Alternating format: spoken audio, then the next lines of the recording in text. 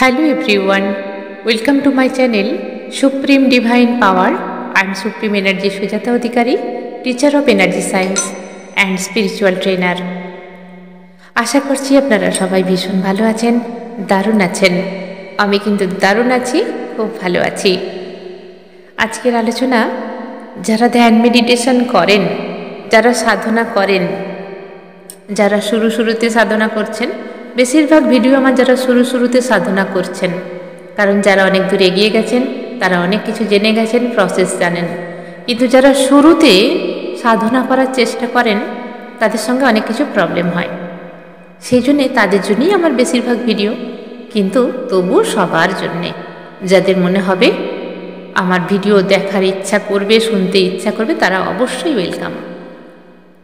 ও হ্যাঁ, বলে রাখি, যারা আমার চ্যানেলটি সাবস্ক্রাইব করে আমার পাশে আছেন তাদের সবাইকে ধন্যবাদ জানাই মন থেকে।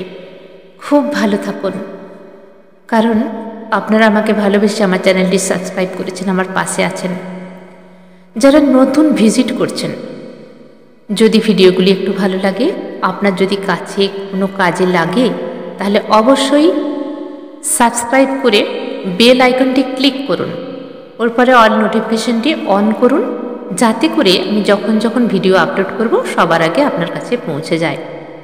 আর সবার কাছে একটাই অনুরোধ, ভিডিওগুলি যদি মনে হয় ভালো লাগছে তাহলে অবশ্যই একটা লাইক করুন। আপনাদের একটা লাইক আমাকে আরও উৎসাহিত করে। Spiritual video, reiki related video, বহু কিছু কোর্স আছে। যারা শিখতে চাইছেন তারা আমার সঙ্গে যোগাযোগ করতে পারেন। আমার ফোন নাম্বার হলো 7439454279। এই নাম্বারে আপনারা হোয়াটসঅ্যাপ করতে পারেন। এছাড়া যদি কোনো কিছু রিলেটেড ভিডিও ইচ্ছে থাকে শোনার, তাহলে আমাকে কমেন্ট করে জানাতে পারেন।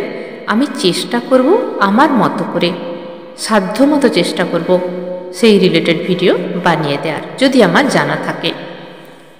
কারণ শিক্ষার শেষ নেই। আমি তো এটা বলতে পারবো না আমি সব জেনে গেছি। আমিও এখনও শিখে যাচ্ছি, কারণ শেখার কোনো শেষ হয় না। তবু চেষ্টা করব, যদি আপনাদের যদি কোনো ডিমান্ড থাকে সেই ডিমান্ড পুরো করার আমি চেষ্টা করব। আজকে যে অডিওটি আলোচনা করব সেটা হলো, যারা মেডিটেশন করতে পারছেন না, সাধনায় প্রচুর বিঘ্ন আসছে। অনেক সময় হয় কি, আমাদের যে হয় বাস্তুতে প্রবলেম থাকে, অনেক রুমের মধ্যে প্রবলেম থাকে, বাস্তুতে প্রবলেম থাকে। এছাড়া যদি বাস্তু বা রুম ঠিক থাকে, তারপরেও মাইন্ডের মধ্যে বহুত নেগেটিভ এনার্জি থাকে, মাইন্ডের মধ্যে অরার মধ্যে বহুত নেগেটিভ এনার্জি থাকে। বারবার কাট করার পরেও ঠিকভাবে প্রোটেকশান না নেওয়ার কারণে বারবার নেগেটিভ এনার্জি হ্যাক করে, এবং সেই জন্যে সেই যে সাধক বা সাধিকা ভালোভাবে সাধনা করতে পারেন না। সাধনায় অনেক বিঘ্ন আসে। যেরকম কীরকম বিঘ্ন আসে, সাধনায় করতে বসে ভীষণ উল্টোপাল্টা চিন্তা আসে। এছাড়া ভীষণ ঘুম পেতে থাকে, যাতে সাধনাই না করতে হয়। ইচ্ছে হলো মনে সাধনা করবে বলে গেল, বসলো, কিন্তু তার পরক্ষণে অন্য চিন্তা মাথায় ঢুকে গেল, সাধনায় বসতেই পারলো না, বসে বসে সেই চিন্তাই করছে। কীরকম চিন্তা? হয়তো কেউ কিছু বলেছে, সেটা নিয়েই চিন্তা করছে। ও কেন আমাকে এটা বলল, ওকে ঠিক করলো, আমার এটা বলা উচিত ছিল, বা আমি ওর সঙ্গে কথা বলবো না, বা আমাকে কেন হার্ট করলো। এই একটার থেকে আর একটা নেট বুনতেই থাকে, চিন্তার জাল বুনে বুনে বুনে বুনে কোথায় যেন চলে যায়। আধ ঘন্টা, 15 মিনিট, আধ ঘন্টা, কখনো 1 ঘন্টা। এর থেকে আবার অন্য চিন্তা এসে যায়। তারা একদমই সাধনা করতে পারে না। আবার কখনো দেখা গেছে সাধনায় বসে ভালো লাগছে না, ঘুম পেয়ে যাচ্ছে, বা মেরুদণ্ডে কষ্ট হচ্ছে, বসতে পারছে না সোজা হয়ে, কিছু ভালো লাগছে না, মনই দিতে পারছে না। এরকম অনেক সময় হয়তো, বা কোনো একটা ভয়, অকারণ ভয় পাচ্ছে, কিছুই বুঝতে পারছে না কেন ভয়, অকারণে ভয় পাচ্ছে, এরকমও হতে পারে। এছাড়া দেহের মধ্যে বহুত প্রবলেম আসে অনেক সময়, যাতে মেডিটেশন বা ধ্যান সাধনায় না বসতে পারে। এছাড়া হঠাৎ করে কোনো বাধা বিঘ্ন এসে যাওয়া, সাধনায় বসতে পারে না। বাড়িতে অনেক রকম প্রবলেম থাকে, সেই জন্যে অনেক মানুষ কিন্তু সাধনায় বসতে পারে না। এরকম বহু প্রবলেম কিন্তু সাধনার মধ্যে আসে। এছাড়া অসুস্থ হয়ে যায়, সাধনায় যাতে বসতে না হয় তার জন্য অসুস্থ অনেক সময় হয়ে যায়, চেষ্টা করেও কিন্তু পারে না। এই সব কিছুর কারণ কিন্তু negative energy. Highly negative energy attract অনেকভাবে করে। যারা স্পিরিচুয়ালিটিতে এসেছেন, যে গুরুর থেকে আপনারা শিখছেন, সেই গুরুকে আপনারা ভালোভাবে জিজ্ঞাসা করে নেবেন যে নেগেটিভ এনার্জি কিভাবে আসে বা কিভাবে আমরা প্রোটেকশান নেব। যেভাবে হাইলি পজিটিভ এনার্জি আছে, ঠিক সেরকম হাইলি নেগেটিভ এনার্জি আছে। আমাদের শরীর মন আত্মা কতটা সইতে পারবে সেই হিসাবে আমরা লড়াই করতে পারি। কারণ আমরা কতটা পজিটিভ এনার্জি গেইন করেছি তার উপর আমাদের লড়াই করতে হয় নেগেটিভ এনার্জির উপর। এক্সাম্পল দিচ্ছি, যেরকম ধরুন আপনি বহুত সাধনা করে অনেক সাধনার পথে এগিয়ে অনেক পজিটিভ এনার্জিতে নিজেকে কনভার্ট করে ফেলেছেন। আপনার মনে এখন অনেক পরিবর্তন, অনেক চেঞ্জ, আপনার দেখার শক্তি আলাদা, বলার শক্তি আলাদা, এখন অনেক চেঞ্জ হয়ে গেছে। তখন একটা সাধারণ মানুষ যদি আপনাকে ছোট বড় কথা বলে, আপনি কি ভাববেন? যে হয়তো ওর ভেতরে কোনো কষ্ট আছে, নালে শুধু শুধু কেউ এরকম বলবে না। যাক, একদিন বুঝতে পারবে যে আমাকে গালি দিয়ে গেল বা ছোট বড় কথা বলে গেল, ভালো করেনি, ও নিজেই বুঝতে পারবে। সেদিন দেখবেন আপনি ওর কথায় কিচ্ছু মনে করছেন না। কারণ কি? কারণ আপনার পজিটিভ এনার্জি ওই নেগেটিভ এনার্জিটাকে হারিয়ে দিল। ঠিক এইভাবে বুঝতে হবে। কিন্তু যখন আপনার কাছে পজিটিভ এনার্জি কম থাকবে, ওই যে কথাটা বলে গেল, একটা খারাপ কথা বা ঝগড়া করে গেল বা গালি দিয়ে গেল, আপনাকে অ্যাট্রাক্ট করে ফেলবে। তার মানে ওই নেগেটিভ এনার্জি আপনাকে হারিয়ে দিল, আপনার পজিটিভ এনার্জিকে হারিয়ে দিল। সেই জন্যে পজিটিভ এনার্জি ভীষণভাবে আগে বাড়াতে হবে। এবং আমাদের সমাজে চলতে গেলে অনেক কিছু ঘটবে। আমাদের সঙ্গে ছোট ছোট অ্যাক্সিডেন্ট ঘটে, একটু পড়ে যাওয়া, একটু কেটে যাওয়া, পুড়ে যাওয়া, কেউ কিছু বললে দেয়া, হয়তো কিছুই আমরা করিনি কিন্তু কখনো কখনো আমাদের কথা শুনতে হয়, তাই না? তো অনেক কিছু এরকম প্রবলেম আসে। তো দেখতে হবে আমরা কতটুকু সইতে পারছি। যতটুকু আমরা স্বাভাবিকভাবে নিতে পারি ততটাই পজিটিভ এনার্জি আপনি গেইন করেছেন। যেরকম আমি মাঝে মাঝে বলি কি, আমি ভীষণ ভালো আছি, দারুণ আছি, কারণ ভালো থাকার কৌশল আমি শিখে গেছি। আমার জীবনেও আসে অনেক প্রবলেম। জানবেন, যারা স্পিরিচুয়ালিটিতে আসে তাদের লাইফে বেশি বেশি প্রবলেম আসে, হাইলি প্রবলেম আসে, কিন্তু সেগুলোকে আমরা ভালোভাবে হ্যান্ডেল করতে শিখে গেছি। তাই আমরা ভালো আছি, আমরা জেনে গেছি প্রবলেম আসবেই আসবে। তবে হ্যাঁ, যত দূর স্পিরিচুয়ালিটিতে সাধক সাধিকারা এগোবেন, সাধনা করবেন, তত বড় বড় পরীক্ষা কিন্তু আসে। তখনও আমাদের অনেক কষ্ট পেতে হয়, আবার সেই পরীক্ষায় পাস করতে হয়, তারপর আবার এগোতে হয়। এর জন্য চাই অসীম শক্তি, অনেক ধৈর্য, গুরুর প্রতি নিষ্ঠা এবং সেই পরমাত্মার চিন্তন। তিনিই পথ দেখাবেন। তো ঠিক তাদেরই জন্য আমার ভিডিও, যারা শুরুতে আসছেন, এই সমস্ত প্রবলেম ফেস করছেন, কিছুতেই কিছু করতে পারছেন না, একটা কাউকে হিলিং করলে আপনারা অসুস্থ হয়ে যাচ্ছেন, কারোর সঙ্গে কথা বলতে গেলে ফিল করছেন যে যেন শরীরে নেগেটিভ এনার্জি এন্টার করেছে। কারণ আমাদের সমাজে বেশিরভাগ মানুষ নেগেটিভ এনার্জিতে ভুগছে। যেরকম এক্সাম্পল দিচ্ছি, ধরুন আপনি সাধনা করেন, তো অনেক মানুষের ইচ্ছে হলো যে দেখি ওর কাছে গিয়ে একটু কথা বলি, মনের দুঃখের কথাগুলো একটু বলে আসি। পরিবারের নিয়ে কোনো রকম আলোচনা করছে, নেগেটিভ আলোচনা করছে, এরকম পরিবারে তো অনেক কিছু হয়।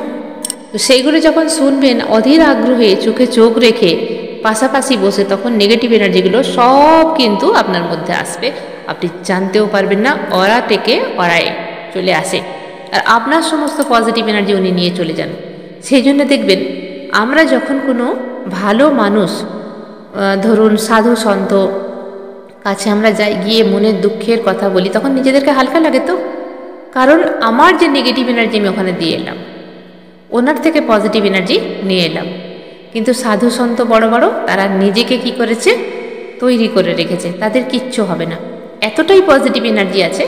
সাধারণ মানুষের নেগেটিভ এনার্জি তাকে হাবি করতে পারে না। ঠিক সেরকমই আমাদেরও ওরকমভাবে পজিটিভ এনার্জিকে ধীরে ধীরে ধীরে ধীরে বাড়াতে হবে, তবেই গিয়ে আমাদের নেগেটিভ এনার্জি হাবি করবে না। কতটা আমাদের তৈরি হয়েছে পজিটিভ এনার্জি, এবং কতটা নেগেটিভ এনার্জি আমরা সইতে পারি সেটাও আমাদের কিন্তু নিজেদেরকে পরীক্ষা করতে হবে, তবেই আপনারা বুঝতে পারবেন। তো যাদের সঙ্গে ঠিক এরকম হয়, শুরুতে যেগুলো আমি বললাম, মেডিটেশনে বসতে পারছেন না, মন্ত্র চ্যান্টিং করতে পারছেন না, কিচ্ছু ভালো লাগছে না, কোনো কিছু কাজ করতে ভালো লাগছে না, শান্তি পাচ্ছেন না, খেয়ে শান্তি নেই, শুয়ে শান্তি নেই, কারোর সঙ্গে কথা বলতে ইচ্ছে করছে না, একা আছেন, ঘুমোতে পারছেন না, অথচ বুঝতে পারছেন না কি হয়েছে, তাদেরকে বলবো আজকে লবঙ্গর কিছু উপকারিতা। এই লবঙ্গর উপকারিতা আপনারা কজন জানেন? হয়তো অনেকে জানেন, আবার অনেকের কিন্তু অজানা আছে। যাদের সঙ্গে এরকম হচ্ছে তারা কি করবেন, একটা যে কর্পূরদানি হয় যাতে আমরা কর্পূর পোড়াই, ওই কর্পূরদানির মধ্যে কিছু লবঙ্গ, কিছু কর্পূর জ্বালিয়ে দিন আপনার ধ্যান কক্ষে, যেখানে সাধনা কক্ষ, যেখানে আপনি সাধনা করেন ওই জায়গায়। আর কি করবেন, কর্পূর মুখের মধ্যে আপনি নিয়ে রাখুন একটা, লবঙ্গ আপনার মুখের মধ্যে একটা নিয়ে রাখুন, সবসময় মুখের মধ্যে রেখে দিন। মেডিটেশন যখন করছেন, সাধনায় বসেন, একটা লবঙ্গ রাখুন। এই লবঙ্গর ভীষণ উপকারিতা। চাইলে আপনার পুরো বাড়ি ঘরে লবঙ্গ, ঘি আর কর্পূর জ্বালিয়ে, এবং তার সঙ্গে যদি তেজপাতা দিতে পারেন সেও ভালো, এই ধোঁয়াটা আপনার বাড়িতে ছড়িয়ে দিন। দেওয়ার প্রত্যেক দিন এটা করুন, প্রত্যেক দিন এটা করুন। প্রত্যেক দিন মানে যখন আপনি বুঝতে পারবেন যে এবারে আপনার মন হালকা হয়েছে, আপনি সব কিছু করতে পারছেন, বন্ধ করুন। তারপরে আবার মাঝে মাঝে আপনি করতে পারেন, কিন্তু যতক্ষণ না হচ্ছে প্রত্যেক দিন এটা করুন। এবারে কি করবেন, আপনি লবঙ্গ যখন মেডিটেশন বা সাধনায় বসবেন, মুখের মধ্যে লবঙ্গ রাখুন এবং সেখানেও লবঙ্গ জ্বালিয়ে দিন কর্পূরদানি করে। কর্পূর, গাওয়া ঘি আর আপনার হচ্ছে লবঙ্গ, এখানে তেজপাতা দেওয়ার দরকার নেই। যদি বড় পাত্র হয় তাহলে একটুখানি তেজপাতা দিয়ে দিতেই পারেন, না হলে না দেবেন, কিন্তু এখানে আমাদের লবঙ্গটা অবশ্যই মাস্ট চাই, কারণ লবঙ্গর অনেক গুণাগুণ। এই লবঙ্গ জ্বালিয়ে আপনি মেডিটেশন করতে বসুন, সাধনায় বসুন, ধীরে ধীরে আপনার মন পজিটিভ হবে এবং আপনার ভেতরকার যে ঊর্জা সেটা ঊর্ধ্বমুখী হবে, মানে উপরের দিকে উঠবে এবং সাধনায় মন বসবে, মনে শান্তি আসবে, মন থেকে নেগেটিভ এনার্জি সরে গিয়ে পজিটিভ এনার্জিতে কনভার্ট হবে, অরা লক হবে, অরা ভীষণভাবে মজবুত হবে, আপনার ধ্যান সাধনার কক্ষ ভীষণভাবে পজিটিভ হবে এবং আধ্যাত্মিক জীবনে, যে আপনি তো ঈশ্বর, আল্লাহ, গড, আপনি যাকে বিশ্বাস করেন তার তো ধ্যান করবেন বা মেডিটেশন করবেন, তো তিনিও অ্যাট্রাক্ট হবেন আপনার ওই রুমের মধ্যে। কারণ প্রত্যেকটা পুজোতেই আমাদের কিন্তু লবঙ্গ ইউজ হয়।